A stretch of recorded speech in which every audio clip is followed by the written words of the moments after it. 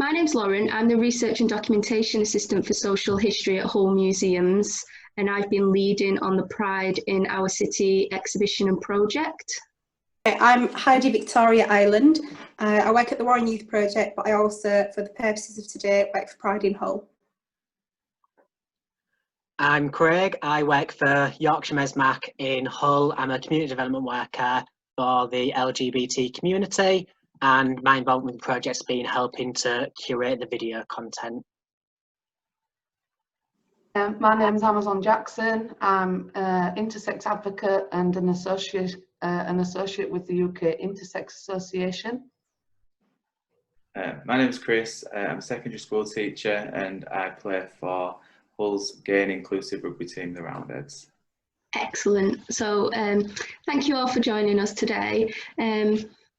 Yeah, so just to have a quick chat about the Pride in Our City exhibition, really. We just want to talk a little bit about why we wanted to put this exhibition on. So from the museum's point of view, we really wanted to reflect on what we wasn't doing. We just wasn't representing LGBTQ people in our community at all. We had done a couple of tours in 2017, but nothing really substantial, and we actively wanted to change that. We wanted to do something about that. So when we received our Arts Council funding, it was on our priority list. So we'd been thinking about what we weren't doing and what we wanted to do, and this came up. We wanted to represent those hidden and erased and actively ignored narratives within our collection that we all know exist, but we just don't detail them in our interpretation.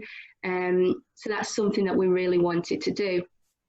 But we wanted to encourage discussion, and we didn't want to just present information, and that's where we wanted to bring in the wider community in Hull, basically, and create a space for this discussion and for everybody, a safe and supportive place, so people could come and, you know, enjoy the content that we're creating and participate.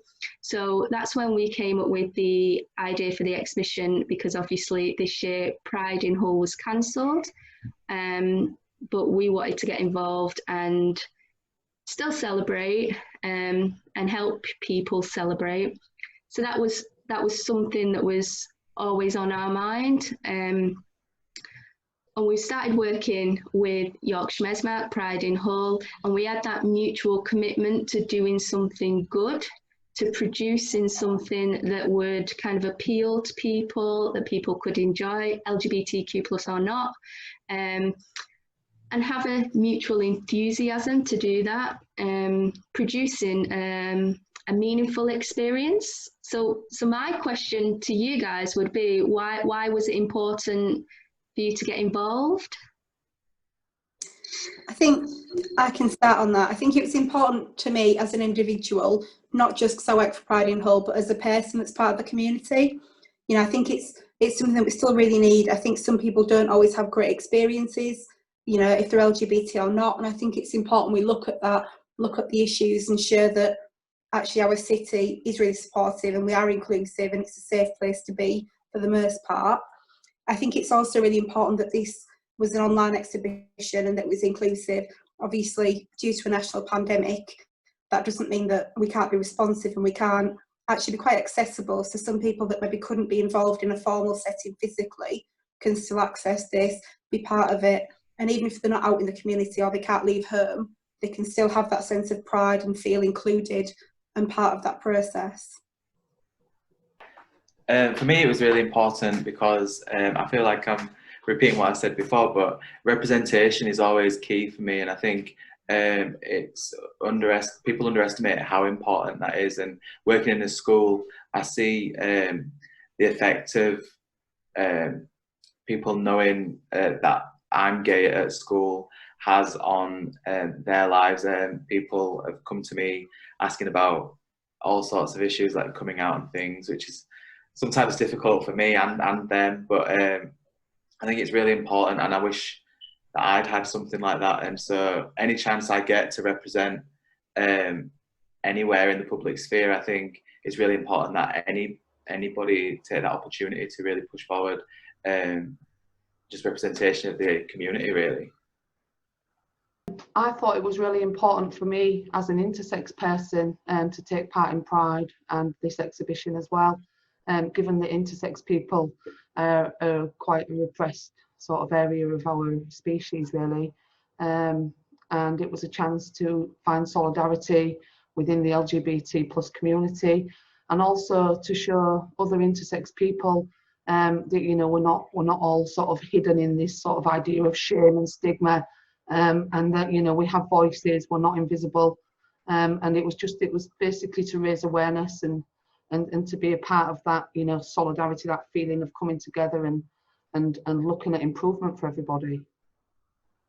I think for me, I kind of echo what Polly and Amazon have said. It's about that representation, and in a way where I think while Pride is a great thing and a great event, a great organisation, it's something that people go directly to for that LGBT representation. Whereas I think actually a project like this within museums, everybody's going to see that. So people who wouldn't go attend a Pride event will, but go to museums, are still going to see this. And it might be, you know, a young person going with the family that sees this and like, oh my God, I'm not alone, there are people like me. Or, you know, our more, let's say, uneducated people who, you know, are quite scared about having any involvement with the LGBT community because of preconceived ideas they might have, could see something like this just on their general look around a museum stuff and be like, oh, actually, maybe I need to think about this a bit more. I might have been wrong, and, you know, what I'm seeing doesn't necessarily match up with what I'm thinking. Yeah, I'd agree with that.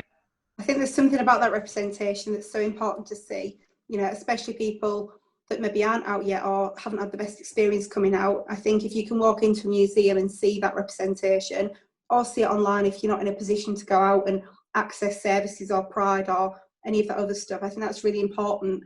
You know, if there's one person, if they're older, younger, that maybe isn't quite there yet or hasn't had a great experience, if they can see people sharing their stories and talking about what was positive and not so positive, I think that's really valuable, and it's quite overwhelming, really. I think it's so important. Absolutely, and from a museum's point of view, I think it was key to us to help identify that as a service, we are an ally, we are a service that welcomes LGBTQ people, and we want to represent that in what we deliver. And like I was saying, it's not something that we've actively done in the past. It's the same for all museums, it's always been the way, but things, you know, things change, things have to change because it's the right thing to do, basically. And we are hoping that we are able to kind of move forward with this and progress it. And like Craig was saying, everybody knows what Pride is. It's people's first go-to. But, you know, people might not be aware of those kind of queer stories within our city's maritime history, and we want to be able to tell them, to kind of make those stories accessible for people to reach and see, and it be part of what we're delivering, so it is really representative of our entire community, our city's entire community, and our city's heritage, really, because that's what museums are for. So why wouldn't we be doing it is the basic question.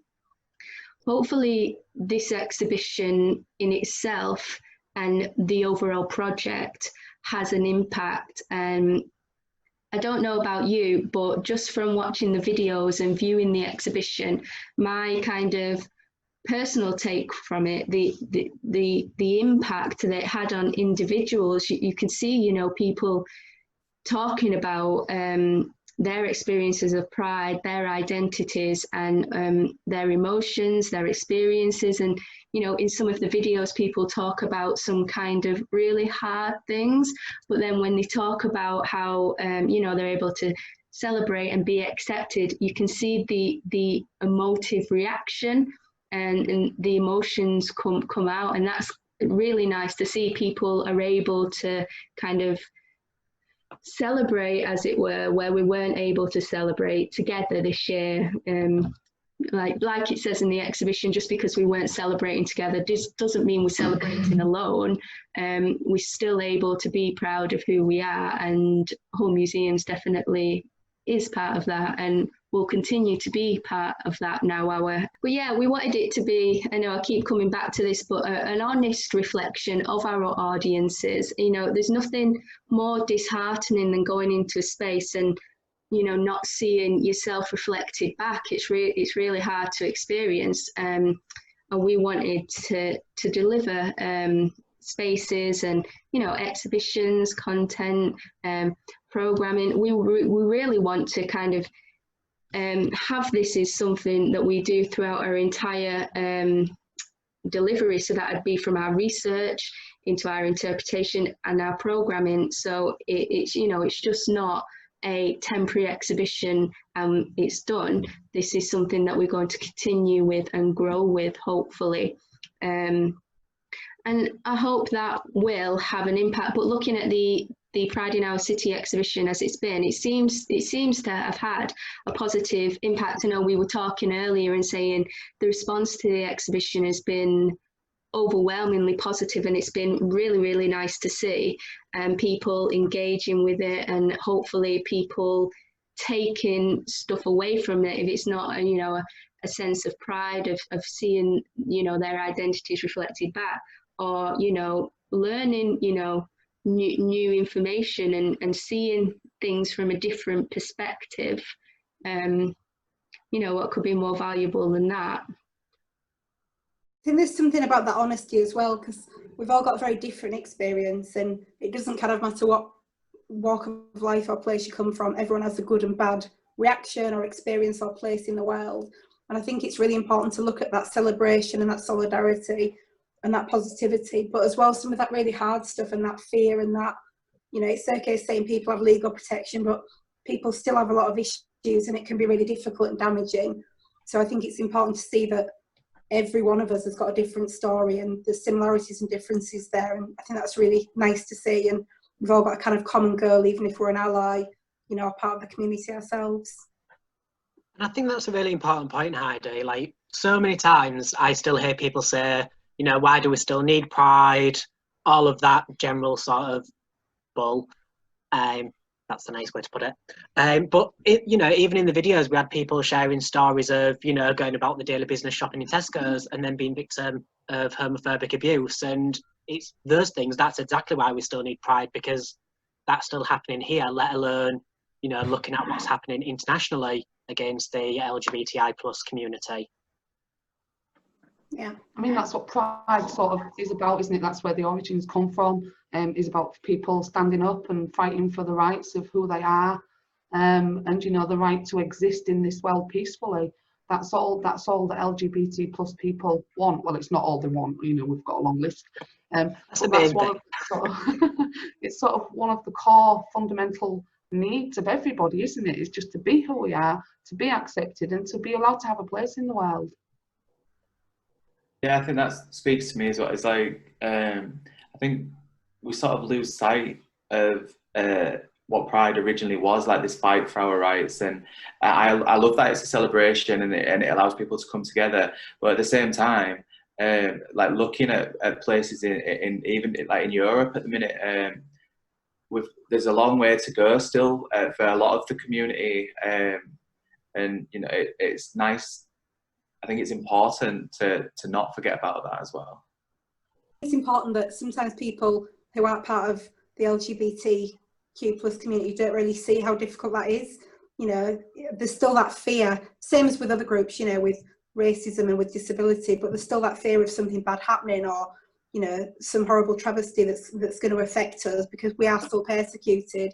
And in the back of your head, you have still got that fear sometimes of someone finding out, or being confrontational, or being quite violent actually. So I think it's good for some people to see that and hear those stories, even if they're quite difficult to hear, and to see that actually that's the reality, that you might not always walk down the street with your partner holding hands, you might not always come out in a certain space because you don't feel safe to do that, you might have to kind of cover that part of yourself. I think it's important that's shared, and it's helping people that don't have that experience to understand that and see that there's still a lot of work to be done in that respect. And just going back to about the mention about things that are happening in Europe and things like that, I think this is why Pride is more important now than ever, and because we've got these sort of like right-wing attitudes and these leaders who are elected who want to sort of suppress and you know, get rid of LGBT people basically, and we see that in sort of across the full rainbow spectrum, especially on social media. I myself, as an intersex person, has been sort of attacked online for even being involved with Pride under that LGBTIQA acronym. And it's just important to understand that, you know, there should be no gatekeeping over this. People should be free to express themselves however they are. And it's sad really what we're seeing happen with different world-ruling powers. That, you know, we just have to sort of come together now and stand for our rights basically to exist. Absolutely. That, I think, sorry, that speaks that this idea of coming together, I think, is really important as well, especially in terms of I think there's still way to go even within our own community. There's a lot of internalized or sometimes externalized homophobia and other phobias within the community, and other things like racism and things like that are still apparent within the community. I think, you know, if there's work to go on all fronts, and work to do on all fronts rather, and I think it's really important to recognise that. But I think this is that keeps it in the forefront of people's minds, and I think that's really important. And I think that's one of the things that I'm really glad about when doing the interviews with people over videos is it actually being quite honest in there's a lot of issues with racism within our own community, with transphobia within our own community, and what you're talking about there, externalised homophobia, even sort of when people view towards themselves in terms of, you know, being mask or being femme and all of the stigmas surrounding that. So, and I think that's been one of the really important things about this project is the fact that we're having those conversations as a community and saying to the people who are sort of pushing those stereotypes, those prejudices forward, is it's not okay and it doesn't belong in our community at all. Yeah, I completely agree. I mean, it's best to speak up than to be silent, isn't it? There seems to be a lot of divisive statements, you know, floating around. Transphobia, homophobia, intersex phobia. It's really sort of the volume on that side is increasing, and you know, with these sort of exhibitions and these sort of events, raise the volume on our side. You know, this is wrong. What some of these attitudes that people are presenting with don't belong in 2020. And that's just what we need to keep putting that message across. I think that's really good as well, that it is almost like online. It's an online platform, because that seems to be where most of the hate seems to be coming from. It is social media, so it's almost like we're taking the battle to them, if you like, in terms of upping the output on social media in terms of pride and things like that. I think it's really good. Yeah, I think you're all totally right. I totally agree with everything that's been said. I think if you go on any company or any bank or any shop that's got a rainbow logo for Pride Month, and you just see the level of homophobia in language, and it's disgusting. And you know, there's so much infighting, there's still so much segregation in our community itself. And you know, Pride is for everyone. If you're open-minded and you're supportive of anyone under that rainbow or outside of it, then everyone's welcome. I think a lot of people seem to think you can only be gay to come to Pride, and that's not the case at all. Anyone is welcome to come and be part of that, on the condition that you're not transphobic, racist. If you're not, you know, part of the problem, then you're welcome to be part of the solidarity and the solution. Yeah, I think I attended the Black Trans Lives Matter movement in Queen's Gardens, and compared to Pride, compared to even just the BLM gathering, it was more than embarrassing. I was a bit ashamed, really, about the lack of people that had stood up in solidarity within that community or for that community. I mean, you don't have to be part of that community to stand up. And so I think that just spoke volumes about how far we still have to go. And I think that's kind of addressed my next point, is why it's important for us to continue working to represent these LGBTQ plus, you know, narratives and building these relationships from the museum, because, you know, you hear a lot about, you know, just put up a rainbow once a year, a rainbow flag once a year and job done. And we don't want to be like that. We want to ensure this is kind of a year-round relationship between the museums and our wider community to represent our audiences, and ensure that everything that you've just spoke about, we're helping with. We're helping to kind of address and explore, and, you know, something as simple as telling a story that has been previously actively hidden away. I mean, that in itself is, you know, homophobic, transphobic, and, you know, bringing those stories out. Hopefully, it's not going to solve the problem by any stretch of the imagination, but hopefully, if it just helps one person realize, you know, oh, what have I been thinking, you know, and just challenge their perspectives. That's the goal, really. That's what we're aiming to do. Yeah, so just quickly, just to say really that, is there anything really that you took away from being involved? Because I know for me, it became quite clear to me as someone from the museums that, you know, our professional insight and kind of lived experience, it's never going to be able to be compared to an academic opinion. That lived experience is how we're going to be able to honestly and completely, you know, represent these stories, these narratives, and working with people like Craig did, and reaching out to people like you, and, you know, collecting your stories and your words. It brings out a much higher quality of experience for people to receive, to enjoy, and to take away their own experiences from. And that's something that really kind of became apparent to me, that it's very obvious that this is an ongoing project with people, basically, and long may it continue from our point of view, really. But yeah, this is definitely the first step to enable us to continue kind of understanding our collections and understanding, you know, what's there, and helping people kind of access them, take away those stories, and take away those new perspectives, because that's what we're wanting to deliver. Definitely a new perspective, a new kind of view of what our museum holds, the stories it can tell, and, you know, everybody deserves a place, everybody's story deserves to be told, and that's what we're working on.